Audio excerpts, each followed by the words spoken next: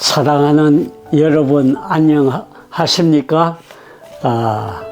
오늘도 주의 은혜 안에서 평강하시고 충만하시기를 주의 이름으로 기원합니다. 오늘은 로마서 2장 14절부터 15절에 있는 가로 안에 있는 말씀을 한번 생각해 보겠습니다. 여러분, 오늘 이 괄호 안에 있는 말씀은 사도 바울께서 어떤 반론에 대해서 대응하는 차원에서 이 진리를 드러내기 위해서 언급한 말씀인데, 앞에 13절에서는 우리가 유대인의 입장을 한번 생각해 봤죠. 유대인들의 입장이 어떠했습니까? 유대인들은 자기들은 율법을 가지고 있기 때문에 하나님의 진노와 심판과는 전혀 상관이 없다, 그렇게 생각했고, 그래서 하나님의 복음조차 들을 필요가 없다, 그렇게 생각한 사람들 아닙니까? 그러나 바울은 하나님 앞에서는 율법을 듣는 자가 의인이 아니고 율법을 실행하는 자가 의인이다, 그렇게 말씀하면서 유대인들의 이 생각을 부수는 거죠. 이걸 우리에게 오늘 적용을 해 본다면은 어떻게 적용될 수 있을까요? 자, 우리 교회에서 예를 들어서 하나님의 말씀을 많이 들었다, 하나님 말씀을 많이 공부한다, 그렇게 생각하면은 뭔가 된 걸로 생각하기 쉽지만은 그걸로 새 사람이 되는 건 아니라는 말씀이에요. 들음은 물론 필요합니다. 들어서 믿음이 생겨난다고 했으니까요. 그러나 그 들음으로 인해서 믿음이 생기고 하나님을 사랑하고 그 말씀을 순종하는 사람이 돼야 그게 열매 맺는 일이죠.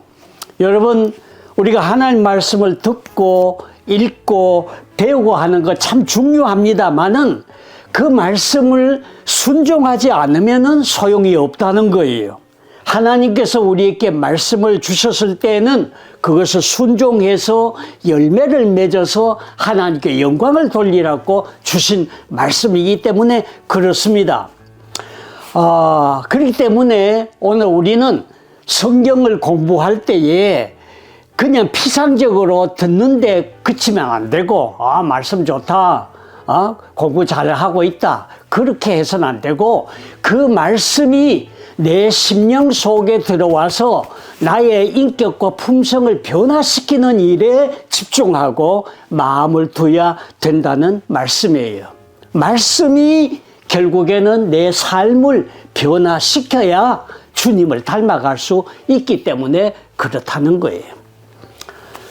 그리고 14절, 15절 말씀은 율법 없는 이방인의 입장을 취급했죠. 그들은 유대인들처럼 그렇게 똑같이 취급할 수는 없다, 그 말씀이죠. 자, 그럼 그 사람들은 그러면 율법이 없으니까 율법 없는 상태대로 지 마음대로 살아도 된다는 말씀일까요? 그건 아니죠. 바울 사도는 비록 그들이 유대인들처럼 성문율법을 갖고 있지는 않지만은 그들 속에는 한 자연 도덕법이 있다고 말씀해요. 다시 말해서 이 자연 도덕법이 그들의 생명의 운명을 결정하고 책임을 진다, 그 말씀입니다. 다시 말하면 그들 속에 있는 자연 도덕 의식이 율법 구실을 한다는 말이에요. 율법을 율법 대신에 그 구실을 역할을 한다는 말씀이죠. 예를 들어 보겠습니다. 나는 사람을 죽이면 안 돼. 사람 죽이면 나쁜 거야. 도둑질하면은 나쁜 거야. 남을 속이고 거짓말하면은 그거는 나쁜 거야. 이런 식으로 오늘 사람의 마음 속에, 그 본성 속에 그런 심리작용이 작동하고 있다는 말씀이에요. 이거는 보편적이에요. 아무에게도 면제될 수 없는 다 공통점이라는 말씀입니다. 그래서 이런 사람은 율법이 없어도 자기가 자기에게 율법이 된다, 그 말씀입니다. 이해가 되시죠? 자, 그들이 비록 십계명은 갖고 있지 않아요. 그러나 그 본성으로 그 율법의 기능을 느끼고 있는 겁니다. 강도살인하면은 안 돼, 처벌받아. 그럼 인식하는 겁니다. 그뿐만 아니라 이 사람 속에 있는 양심이 그 속에서 또 작동하고 증거하는 것이죠. 이런 일들은 그 양심이 증거가 되어 성경은 말합니다. 그 양심이 그 속에서 증거한다, 그 말씀이에요. 여러분, 사람에게 있어서 양심이란 것이 어떤 작용과 기능을 할까요? 그 양심은 그 개인 사람 속에 있는 어떤 한 목소리라, 어떤 분은 그렇게 말합니다. 이 목소리가 누구에게나 있다는 말씀이죠. 누가 그런 말씀했어요? 그 목소리는 그 사람 안에 있는 모니터다, 모니터와 같은 것이다, 그랬어요. 그래서 이 양심 기능이 모니터 기능을 하면서 때로는 정죄도 하고, 때로는 판단도 하고, 잘못하면은 정죄하고, 그것이 아니라고 소리치고 지적을 한다는 말씀이에요. 근데 여러분, 이 양심은 기능이 소극적이에요. 굉장히 소극적으로 작동해요. 말하자면은 이 양심 기능은 옳은 것보다는 뭐가 잘못된 것이다 하는 것을 깨우쳐주는 역할에 집중해요. 그래서 이 양심 기능은 완벽하지 않다, 그 말입니다. 그래서 우리가 살아가면서 이 양심 작용이 때로는 변경되고 변질될 수도 있다는 말씀입니다. 자, 예를 들어 볼까요? 우리가 사도 바울의 경우를 예를 들어 볼 수 있는데, 사도 바울이 예수님을 믿기 전에 자기 스스로 어떻게 생각했습니까? 자기는 율법으로는 거의 완전하다, 율법에 충실했고, 또 자기는 선한 양심을 갖고 있다, 그렇게 말했잖아요. 그러나 여러분 아신 대로 바울이 예수님을 만난 후에 어떻게 고백했죠? 아주 완전히 박살났죠. 그 양심이고 뭐요? 완전히 거꾸러져서 아주 잘못됐다는 것을 느꼈잖아요. 그렇습니다. 그렇죠? 여러분, 이게 바로 양심이 중요하지만은, 그러나 그것은 어떤 상황에 만났을 때에 변질되고 변화될 수 있다는 것을 보여주는 사례예요.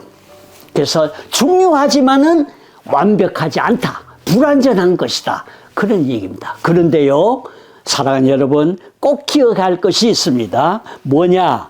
여기 아주 중요한 원리가 하나 있는 걸 우리가 짚고 넘어가야 되겠어요. 뭐냐 하면은, 우리의 양심 기능이 비록 완벽하지는 않지만은 우리는 이 양심에 따라서 복종하고 순응해 나갈 필요가 있다는 원칙입니다. 왜 그럴까요? 여기에 우리가 양심을 중요시하고 양심의 기능의 어떤 중요성을 한번 생각해 보는 겁니다. 오늘 이 양심은 훈련해야 됩니다. 선한 것을 향해서 계속해서 단련받아야 됩니다.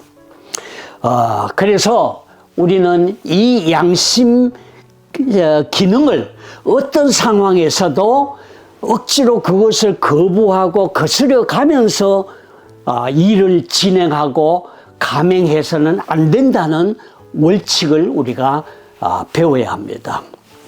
무슨 말인가 하면은, 여러분 신약 성경 고린도전서 8장과 10장, 8장, 9장, 10장에 보면은 거기에 바울이 이 양심에 대해서 얘기하는데 어떤 연약한 신자들의 양심 문제를 취급해요. 읽어보셨나요? 거기에 보면은 바울이 비록 믿음이 아직 자라지 않고 든든하지 못해도 그 약한 사람들의 양심을 배려해주고 생각해주고 고려해줘야 된다는 말씀을 거듭하고 있죠. 그래서 이 양심이 완전치는 않지만은 그러나 그것을 존중해주고 배려해주고 많이 생각해주고 신경 써줘야 된다는 말을 하고 있습니다. 그걸 당부해요. 예를 들면은 어떤 성도가 어떤 식사 자리에 초대를 받았어요. 그래서 그 앞에 차려놓은 음식을 받아놓고 이제 먹으려고 할 때에 바울은 그 앞에 있는 음식에 대해서는 묻지 말고 그냥 잘 먹으라 그래요. 근데 이렇게 먹으려고 숟가락 들었다가 어떤 누가 옆에서 그거 우상 제물인데요, 우상에 바쳤다 내온 제물인데요, 그렇게 하거든. 그때는 그 사람을 생각하고 그 사람의 양심을 생각해서 먹지 말아라 그랬어요. 내 자신의 믿음으로는 얼마든지 그까짓 거 뭐 하나님이 주신 음식 뭐 세상에 우상이 어디 있어. 참 하나님은 한 분뿐이고 우상 아무것도 아니여. 그렇게 하면서 자기 믿음으로는 먹을 수 있는데 그 약한 사람이 저거 우상 바쳤던 우상 제물 내놓은 건데 저 무엇인다 이렇게 말하면은 네 양심이 아니고 그 사람의 양심을 생각해서 먹지 말아라 그렇게 말한 거 여러분 기억을 하시지요? 바로 그것입니다. 내 양심이 아니에요. 상대방의 양심, 연약한 자의 양심을 배려하고 생각해주는 차원의 그런 역할을 말하는 것입니다. 또 우리가 선교 현장에 단기 선교를 갔다든지 뭐 이렇게 가지 않습니까? 그럴 때에 그 문화가 뒤떨어지고 생활 수준이 너무 형편없이 떨어져 있는 사람들 보고 계몽이 덜 되고 덜 배우고 무식한 것들 이렇게 생각하면서 좀 무시하는 경향이 있을 수 있는데 오늘 이것을 적용하면 이 원리를 적용하면 절대로 그 연약한 사람들을 무시하지 말고 못 배웠다고 못 가졌다고 형편없다고 문화가 뒤떨어졌다고 무시하지 말고 한 인격체로서 하나님의 형상으로 보고 귀하게 여기고 그렇게 하라는 거예요. 요즘 한국 선교 협회하고 세계 선교 동반자 선교원이라는 단체가 있습니다. 여기서 포럼을 발표를 했는데요. 예를 들면 아프리카 같은 아주 미개발국 약한 나라에 있는 사람들도 그들도 이제 동반자로 여기고 전에는 좀 뭐 이렇게 무시하는 쪽으로 이렇게 선교 정책이 있었는데 이제는 그들을 절대로 그런 입장으로 보지 말고 그들을 하나님 앞에서의 동반자로 여기고 그들한테서도 우리가 배울 거 있다. 그런 자세로 접근해서 서로 세워가면서 존중하면서 함께 더불어서 주님의 나라를 섬기자. 이런 취지로 이번에 포럼을 했어요. 이게 바로 그런 자세입니다. 바울이 고린도전서 8장에서 10장까지 해서 연약한 성도들의 양심을 고려하고 생각해 주라는 취지가 바로 그런 취지죠. 여러분, 이런 것들을 종합해 보면은 이 세상에 존재하고 있는 모든 사람들 속에는 이 내면적인 모니터, 오늘 이 내면 속에 갖고 있는 양심의 모니터가 있어서 스스로 하나의 생활 기준을 정하고 있다는 말씀입니다. 그래서 그것이 비록 완전하지는 않지만은 그러나 그 나름대로의 마음에 새긴 율법의 기능을 하고 있다는 거예요. 그래서 스스로 그 안에서 고발도 하고 또 송사도 하고 변명도 하고 논쟁도 하고 토론도 하고 격렬한 의견을 내놓고 주장도 하고 그렇게 표출한다는 것을. 당신이 그때 왜 그랬어?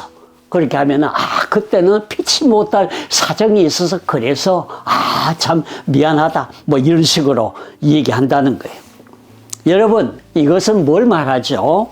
그들 안에도 한 도덕적인 의식, 도덕적인 지각, 판단 기준이 있어서 옳고 그름의 문제를 구별하고 판단할 능력이 안에 있다는 것을 보여주는 사례죠. 그런 거로 사랑하는 여러분, 유대인이든 이방인이든 어느 누구도 예외 없이 다 하나님 앞에 심판의 대상인 건 틀림없습니다. 그래서 유대인은 율법에 의해서 판단받고 이방인들은 그들 안에는 도덕적인 그 의식 기준으로 판단을 받는다는 말이에요.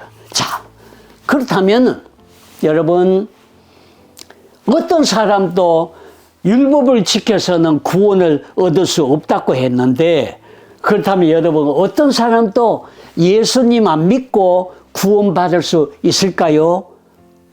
아니죠. 그래서 우리에게는 절대 이 복음이 필요하다는 것입니다. 그렇다면 한 가지 질문을 해볼 수 있죠. 무슨 질문이냐? 만약 모든 사람이 예수님을 믿어야 구원을 받을 수 있다면, 그렇다면 우리 예수님이 오시기 전에 이 세상에 존재했던 사람들 경우는 어떤 상황일까? 그들은 운명은 어떨까 하는 문제가 있을 수 있죠. 여러분 어떻게 생각하세요?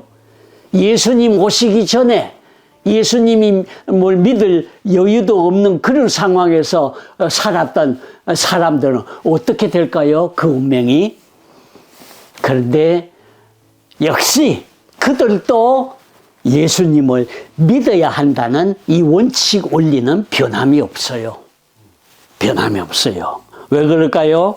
그것은 구약의 성도들도 장차 오실 예수님을 바라보면서 믿음으로 구원받았다는 말씀입니다.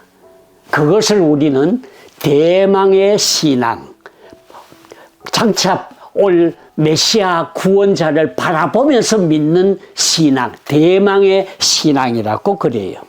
어린 양 예수님을 바라보면서 믿는 신앙이죠. 그래서 아브라함도 예수의 때 볼 것을 즐거워하다가 보고 기뻐하였다. 그렇게 말했고요. 에덴 동산의 아담, 하와도 여자의 후손의 복음을 들었죠. 그렇습니다. 그래서 모든 구약의 제사 제도나 의식이나 모든 그 사인들이 예수님을 보여준 그림자들이었죠. 그런 방식으로 오늘 예수 그리스도 하나님의 아들 구세주 믿음의 주요 온전케 하시는 그분을 신구약 전체 온 세상 인류가 바라보면서 내다보면서 믿고 구원 얻도록 하신 거예요. 지금 우리는 이미 오셔서 우리의 구원을 완성해 주신 십자가와 부활의 구원 예수님을 믿고 있죠. 그리고 장차 다시 오실 주님을 기다리면서 또 신앙생활 하고 있지 않습니까? 그럼 우리가 이런 은혜를 아는 상태에서 이 땅에서 해야 할 일들이 무엇일까요? 그것은 우리 주님께서 분부하신 말씀을 기억하고 순종하는 거죠.